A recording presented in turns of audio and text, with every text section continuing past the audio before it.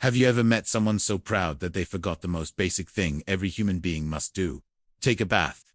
This is the story of a man whose wealth blinded him, whose pride rotted his character, and whose secret once exposed brought his entire world crashing down. His name was Mr. Nana Kwaku Boateng, but everyone called him Boss Nana. He was obscenely rich.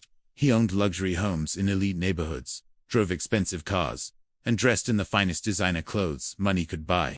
Italian shoes, tailored suits, gold rings, and a heavy watch that sparkled even in low light. To Boss Nana, money was proof that he was better than others.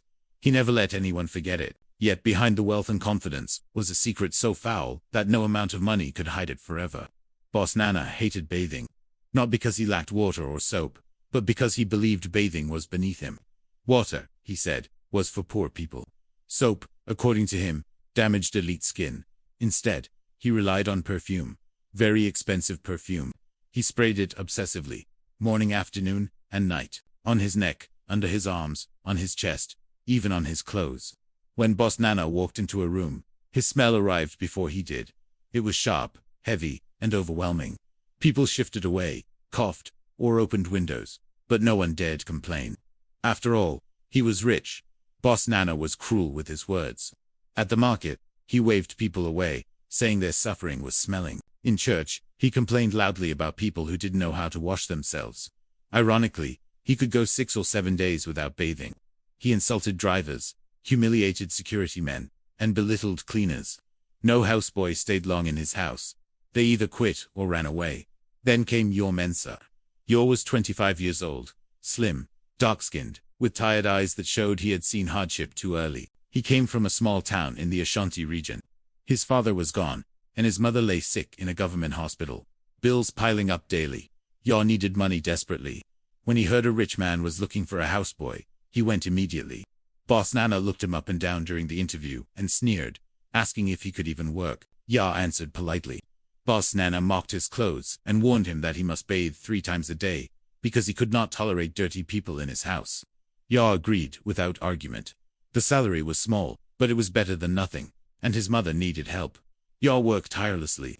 He woke before dawn, cleaned the compound, washed cars, cooked meals, ironed clothes, and scrubbed bathrooms until his hands ached. One morning, while cleaning Boss Nana's bedroom, he noticed something strange.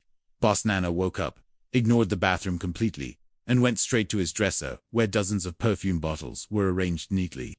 He sprayed himself aggressively, layer after layer, then dressed and left. Yor checked the bathroom.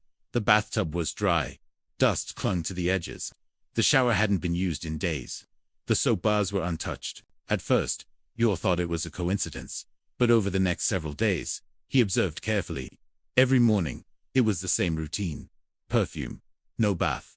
Yor's stomach turned. The man who insulted everyone for being dirty was the dirtiest of them all. Soon, the abuse began. One evening, Boss Nana walked into the kitchen and wrinkled his nose, accusing Yor of smelling like a goat. Yor was shocked. He had bathed less than an hour earlier. When he tried to explain, Boss Nana accused him of arguing and ordered him to bathe again. This became routine. Every day brought new insults, false accusations, and forced bathing. Yor's skin became sore, and his spirit weakened. Then came the salary deductions. A broken glass, a scratched car, a burnt shirt. Money was deducted each time. At the end of the first month, Yor received only a fraction of his salary. The second month was worse. By the third month, he received nothing at all. By the 5th month, Boss Nana stopped paying him completely. Yor finally gathered the courage to speak.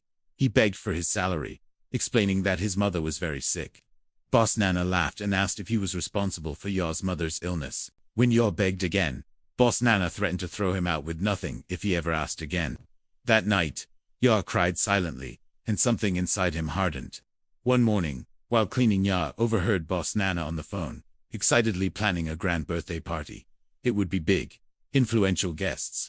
Media coverage. Boss Nana wanted the event to shake the whole country. In that moment, Yor realized this was his chance. Quietly, he began gathering evidence. He took photos of the dusty bathtub, recorded videos of the unused shower, and documented the rows of perfume bottles. He waited patiently. The birthday party was extravagant. Bright lights, a live band, well-dressed guests, and expensive drinks filled the venue. Boss Nana stood proudly in designer clothes, soaked in perfume. Ya served drinks alongside other staff. When he approached Boss Nana privately to ask once more for his salary, Boss Nana grabbed a glass and poured the drink over Ya's head, calling him dirty in front of everyone. The room fell silent. When the MC invited staff members to say a few words, Ya stepped forward. With shaking hands, he took the microphone. He spoke calmly, telling the guests that he had worked for the man for 7 months and had learned something shocking, that perfume cannot replace bathing. Gasps filled the hall. Ya connected his phone to the screen. Photos appeared. Videos played. The dusty bathtub. The dry shower. The untouched soap. Murmurs turned into outrage. People stepped back in disgust. Some covered their noses. Others shouted angrily. Boss Nana collapsed into a chair as guests began leaving. Deals were cancelled. Videos spread online within hours. His reputation was destroyed.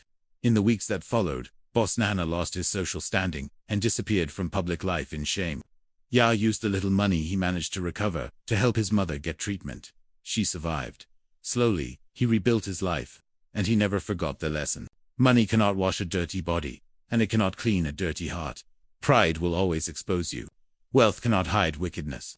And no matter how rich you are, perfume is not a substitute for soap and water. Please subscribe, like, and share this video for more.